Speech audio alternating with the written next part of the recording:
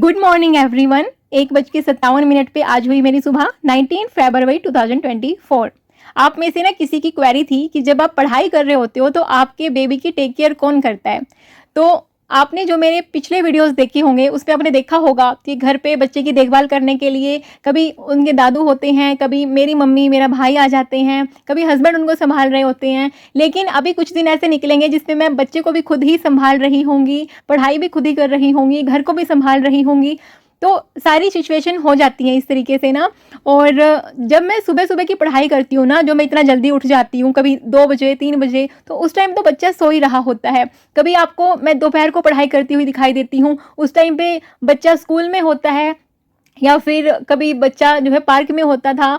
लेकिन अभी जो ये मेरे दिन जाएंगे इसमें मेरी दोपहर वाली पढ़ाई भी बिल्कुल भी नहीं होगी, इसलिए मुझे अपने स्टडी आवर्स सुबह ही निकालने होंगे। तो इसमें ना आप लोग बहुत अच्छे से मेरे साथ रिलेट कर पाएंगे, जो ये बोलते हैं ना कि बच्चा संभालने के लिए भी कोई नहीं है घर पे, मतलब कैसे हम मैनेज करें सारी चीज़ें ना। और सबसे मेन चीज़ें, आज का जो दिन है ना, जैसी सुबह की शुरुआत होती है पूरा जोश के साथ, कभी कभी रात तक कुछ ना कुछ ऐसा माइंड में बर्डन, थोड़ा सा दुख तो नहीं कहेंगे लेकिन थोड़ी सी सिचुएशन ऐसी हो जाती है। जैसे बेटा मेरा बिल्कुल ठीक था सुबह से लेकर शाम तक, लेकिन थोड़ा थोड़ा उसको फीवर होने लग गया, रात को फीवर 102 हो गया। तो बहुत सारी सिचुएशन हुई जो मैंने संभाली है अकेले, जो आप आगे चल के वीडियो में देखोगे। और जैसे आपको रिप्लाई मिल गया होगा कि कभी कभी बच्चा मुझे अकेले भी संभालना पड़ता है, लेकिन कभी कभी होते हैं फैमिली मेंबर जो बच्चे को संभालने के लिए होते हैं। जीवन में सफल होना है तो इन 5 बातों को दिमाग से निकाल दें। पहली बात कि मुझसे नहीं होगा, दूसरी बात कि लोग क्या कहेंगे, तीसरी बात मेरा मूड नहीं है, चौथी बात मेरी किस्मत खराब है, और 5वीं बात मेरे पास तो टाइम ही नहीं है। आज है 19 फरवरी 2024। आपको पता ही होगा, मैंने पहले भी बताया था। और मैंने आज टारगेट बनाया है 8 आवर्स स्टडी के लिए, जिसमें मेरा फर्स्ट आवर है वो कंप्लीट हो चुका है। तो मैं इसको टिक कर देती हूँ। रात तक देखते हैं इनमें से कितने आवर्स मेरे कंप्लीट हो पाते हैं।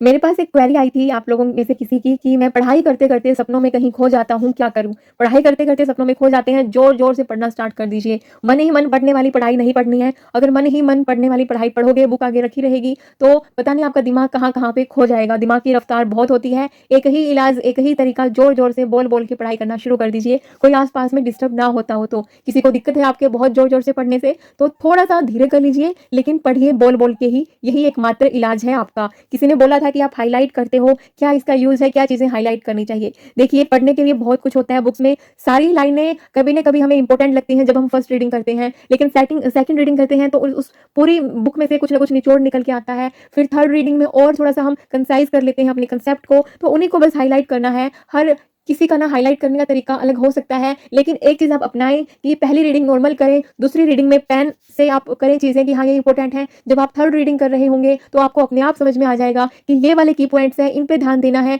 ये अगर याद आ गए तो बाकी की चीजें याद आ जाएंगी। ये वाली लाइन इंपॉर्टेंट है, हाईलाइट उन्हीं को करें जो की पॉइंट्स हैं और जिसको याद आने से आपको बाकी का कंसेप्ट याद आ जाए। आप में से किसी का क्वेश्चन आया था कि यूपीएससी में कितने सब्जेक्ट होते हैं और आप एक दिन में सभी सब्जेक्ट के टॉपिक पढ़ते हो क्या। नहीं डियर, यूपीएससी में सब्जेक्ट तो बहुत सारे होते हैं, लेकिन जो मेन सब्जेक्ट हैं, जो कोर सब्जेक्ट हैं, जो फंडामेंटल हम आपको बोल सकते हैं, वो 6-7 ही हैं। और मैं दिन में एक ही सब्जेक्ट लेके चलती हूँ। पहले करंट अफेयर भी करती थी, लेकिन अभी करंट अफेयर का टाइम मुझे बिल्कुल भी नहीं मिल पा रहा। तो जितना भी मुझे टाइम मिलता है उतने में मैं अपना एक ही सब्जेक्ट कर रही हूँ। ज़्यादा सब्जेक्ट हमें उठाने भी नहीं चाहिए। जिसके पास ज़्यादा टाइम हो करने का, उसको भी दिन में 2 ही सब्जेक्ट रखने चाहिए अगर स्टडी इफेक्टिव करनी है तो। क्योंकि पढ़ाई सिर्फ वो नहीं है कि हमें रीडिंग करनी है, हमें एग्जाम देना है, वहां पे जाके हमें अपना वो सब कुछ आउटपुट देनी है, वो लिखनी है एग्जाम में। तो वो तभी होएगी जब हम माइंड में वो चीजें रख पाएंगे, और माइंड में चीजें तभी रख पाएंगे जब उनकी बार बार हम रिकॉलिंग करते रहेंगे। अभी ये रिकॉलिंग कैसे होती है, रिवीजन कैसे होती है, इसके लिए मैं काफ़ी सारे वीडियोस में बातें कर चुकी हूँ। आप प्लीज़ उन वीडियो को जाके देख सकते हैं अगर आपको बेनिफिशियल वो लगती हैं तो। जैसे कि एक रिवीजन के लिए भी क्वेश्चन आया था कि आप रिवीजन कैसे करते हो, तो रिवीजन के लिए मैंने अपने टिप्स पहले शेयर किए हुए हैं, तो आप उनको रेफर कर सकते हैं। आप में से किसी का कमेंट था कि मैम मैं ना बीए फर्स्ट ईयर की स्टूडेंट हूँ और मुझे यूपीएससी क्लियर करने का सपना है, लेकिन क्या आप मुझे बता सकते हैं कौन कौन से सब्जेक्ट प्रिपरेशन करने हैं। डियर, आप सबके लिए ना एक डिटेल वीडियो यूट्यूब पे देख सकते हैं। मेरे से अच्छी गाइडेंस आपको बहुत जगह मिल जाएगी। मैं भी इस फील्ड में नई हूँ और मैं आपको ना थोड़े से टिप्स दे देती हूँ। जैसे मैंने स्टार्टिंग की थी, तो आप है ना अपने इंटरेस्ट वाला सब्जेक्ट सेलेक्ट करिएगा, लेकिन ये देख लीजिएगा कि आपके इंटरेस्ट के साथ साथ उस सब्जेक्ट की वेटेज भी ज़्यादा हो। जैसे कि पॉलिटी बहुत अच्छा सब्जेक्ट है स्टार्ट करने के लिए, आप ज्योग्राफी भी स्टार्ट कर सकते हैं, ज्योग्राफी के बाद आप एनवायरनमेंट कर सकते हैं। एक बात का ख्याल रखिएगा कि जब भी आप अपना एनवायरनमेंट का सब्जेक्ट स्टार्ट करेंगे उससे पहले आपकी ज्योग्राफी कंप्लीट हो जानी चाहिए, तभी आपको जो एनवायरनमेंट वाले कंसेप्ट है ना वो अच्छे से दिमाग में बैठ पाएंगे। नहीं तो आपको बार बार एनवायरनमेंट करते हुए भी ज्योग्राफी वाले सब्जेक्ट का सहारा लेना पड़ेगा।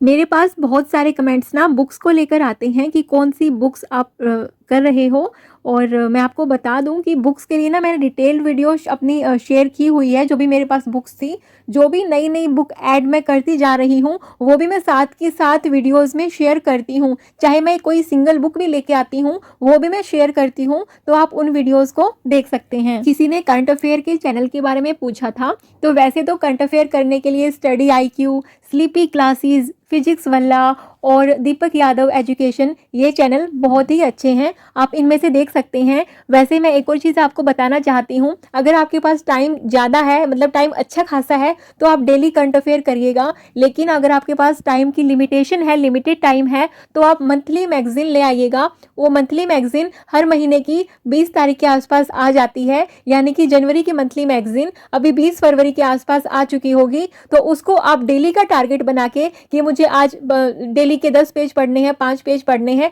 वो वाला टारगेट बना के आप अपना करंट अफेयर लिमिटेड टाइम में कवर कर सकते हैं। आप में से किसी ने मेरे पास एक बहुत अच्छी स्ट्रैटेजी शेयर की है कमेंट सेक्शन में, वो मैं आपके साथ शेयर करना चाहती हूँ। जैसे मैं भी हमेशा से बोलती हूँ कि प्रीवियस ईयर क्वेश्चन बहुत इंपॉर्टेंट होते हैं।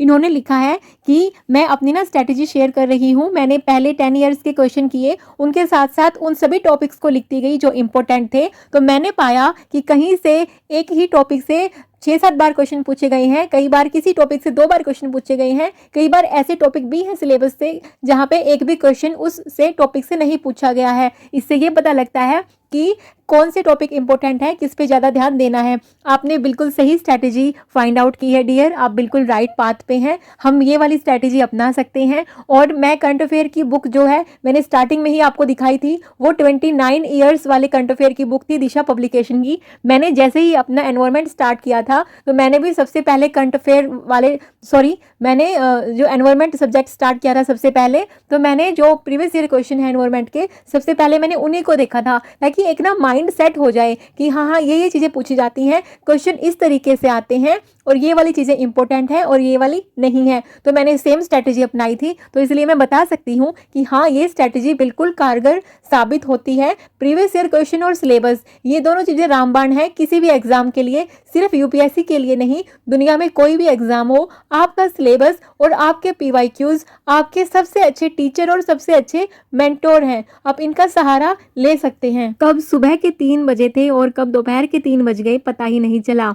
बेटे को इस टाइम तक फीवर हो चुका है, फीवर है लेकिन उसके अंदर एनर्जी अभी भी है, लेकिन मेरे को टेंशन इस बात की थी कि 100 फीवर एकदम से कैसे हो गया। स्कूल से आया बिल्कुल ठीक था, बस सोया हुआ था, सो के उठा तो फीवर हो गया। लेकिन फिर मैंने उसको दवाई दी, खिलाया पिलाया अच्छे से, थोड़ा खेली उसके साथ। अभी उसको बाहर खेलने के लिए लेके जाऊंगी, क्योंकि मुझे लग रहा है कि ये बदलते मौसम की वजह से है, लेकिन उसको घर पे रखूंगी तो उसका और मूड थोड़ा सा ख़राब हो जाएगा। इससे अच्छा है कि उसको बाहर जितना हो सके थोड़ा सा, क्योंकि उसके अंदर एनर्जी है और जब तक डिनर का टाइम होता है वो आराम से खेल लेगा। उसके बाद उसके मनपसंद बने हैं यहाँ पे येलो राइस, उसको येलो राइस बहुत अच्छे लगते हैं। तो जब भी बच्चा बीमार होता है ना, तो उसकी फेवरेट चीज़ें उसको दे देती है, उसके साथ अच्छे से खेल लेते हैं। हालांकि उसके अभी पेपर चल रहे हैं, तो मैं उनकी वो भी तैयारी करवाऊंगी, लेकिन रात को जब वो और अच्छे से ठीक हो जाएगा थोड़ा सा।